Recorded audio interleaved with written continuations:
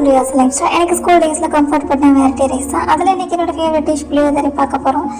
First புளியோதரை பொடி ready பண்ணிக்கலாம். எல்லாமே 1 டேபிள் ஸ்பூன் அளவு தான்.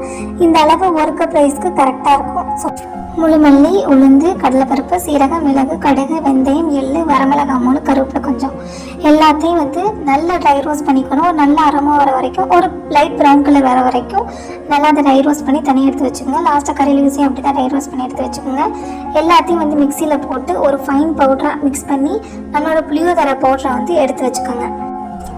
அப்புறம் ஒரு சட்டியில் ஒரு லெமன் சைஸ்க்கு புளி எடுத்து அதை ஒரு 1/2 கப் தண்ணி விட்டு ஒரு 30 மினிட்ஸ் நல்லா ஊற வச்சுக்கோங்க. அதை எடுத்து தனியாக வச்சுங்க. அப்புறம் ஒரு சட்டியை வச்சு அதில் நல்லா சட்டி சூடானதுக்கப்புறம் 2 டேபிள் ஸ்பூன் நல்லெண்ணெய் ஊற்றி, நல்லெண்ணெய் தான் மஸ்ட்டு கண்டிப்பாக.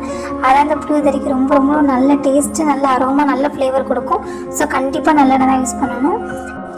எண்ணெய் நல்லா காயணும். காஞ்சதுக்கப்புறம் நம்ம தாளிக்கிறதுக்கு அஸ்யூஷுவல் என்ன பண்ணுவோம் அதை போடணும். கடுகு, உளுந்தம்பருப்பு, கடலைப்பருப்பு போட்டுக்கணும். கருவேப்பிலை இருந்தால் போடுங்க, என்கிட்ட இல்லை சொன்னால் போடல. மெயினாக வேர்க்கடலை இருந்தால் போடுங்க, ரொம்ப ஒரு க்ரன்ச்சி டெக்ஸ்சர் கிடைக்கும். அதுவும் என்கிட்ட இல்லை, நான் போடல. பட் நீங்கள் கிடச்சா கண்டிப்பாக போட்டுங்க, ரொம்ப ரொம்ப டேஸ்ட்டாக இருக்கும் இந்த புளியோதரை. வரமிளகாய் நான் போட மறந்துட்டேன், நீங்கள் அதையும் சேர்த்துக்கோங்க.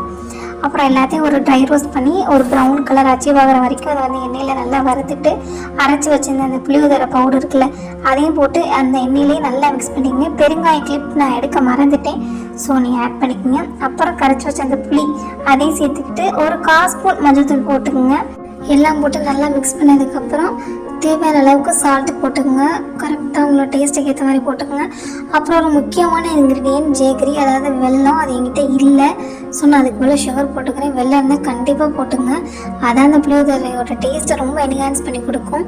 ஸோ எல்லாத்தையும் நல்லா மிக்ஸ் பண்ணி எண்ணெய் பிரிஞ்சு வந்ததுக்கப்புறம் வடித்த சாதம் இருக்குல்ல, அதை நல்லா மிக்ஸ் பண்ணி ஓவராலாக இந்த புளியோதரை மிக்ஸோட கோட்டாகிற மாதிரி பார்த்துக்கோங்க. நம்மளோட சூப்பரான புளியோதரை ரெடி ஆயிடுச்சு. நம்ம சமைக்கிறது எதுவாக இருந்தாலும் அடுத்தவங்க பயிர் நிறைய மனசும் நிறையணும். So happy cooking. Bye. Next வீடியோவில் பார்ப்போம். And then bye from Ashu.